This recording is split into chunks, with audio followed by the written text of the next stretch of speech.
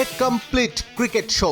Champions ট্রফিতে Australia England match নিয়ে এর চাইতে পারফেক্ট মন্তব্য হয়তো আর কিছুই হতে পারে না। প্রথমে ব্যাট করে থ্রি লায়নদের রানের পাহাড় সেটা টপকাতে গিয়ে শুরুতে হোঁচট খেলেও দুর্দান্ত ব্যাটিং করে অজিদের জয় ছিনিয়ে নেয়া।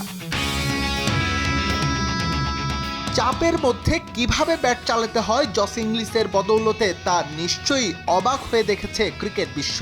3 অঙ্কের ম্যাজিক্যাল ফিগার স্পর্শের হাতছানিতেও কোনো রকম নার্ভাসনেস স্পর্শ করেনি তাকে। বজ্র কঠিন মনোবল আর চোয়ালবদ্ধ লড়াইয়ে ইংল্যান্ডের হাতের মুঠোয় থাকা জয় ছিনিয়ে নেয়ার একমাত্র নায়ক তিনিই, যেখানে পার্শ্ব চরিত্রে অ্যালেক্স ক্যারি আর গ্লেন ম্যাক্সওয়েলের নাম।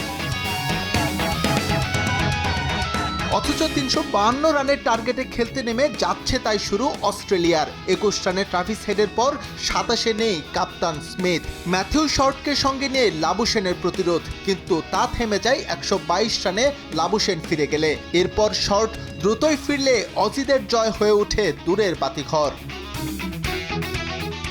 এরপর লাহোরে যা হলো তা ক্রিকেট মহাকাব্য বললে ভুল হবে না। ক্যারিকে নিয়ে জস ইংলিশের 146 রানের জুটি।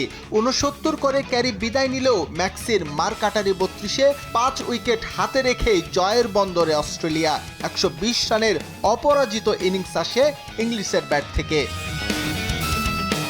এর আগে টস হেরে ব্যাট করতে নেমে 43 রানে সল্ট ও জেমি স্মিথের উইকেট হারায় থ্রি লায়ন্স। তবে তৃতীয় উইকেটে 158 রানের জুটি গড়েন ডাকেট রুট জুটি।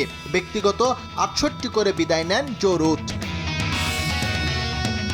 তবে অবিচল ছিলেন বেন ডাকেট, তুলে নেন ক্যারিয়ারের তৃতীয় সেঞ্চুরি। শেষ পর্যন্ত 165 রানে থামেন ইংলিশ ওপেনার। শেষ দিকে জফরা আর্চারের ঝড়ো 21 রানে 8 উইকেট হারিয়ে 351 রানের বড় সংগ্রহ করে ইংল্যান্ড।